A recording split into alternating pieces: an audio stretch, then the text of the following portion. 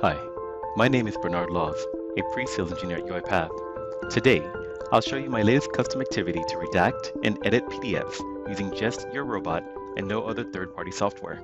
Let's imagine you have a PDF document wherein you'd like to enter fields, redact them, or even replace their values. We can specify what information we want our robot to alter using UiPath's Document Understanding Taxonomy Manager. Using rules-based machine learning models, the robot will automatically locate these fields. For the purpose of this demo, I'll define their new values in this Excel document. But in production, these new values can be defined within a database or something similar and then fed in as input into the workflow. Now, let's see a robot in action. This process can be used in intended or unintended modes depending on your use case. In the top left corner, the robot is telling us at what step it's currently on.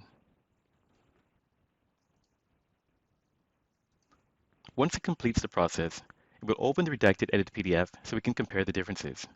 I've set the font color to red just to help you see the changes easier, but you can set them to any color you wish. To learn more, please visit www.uipath.com.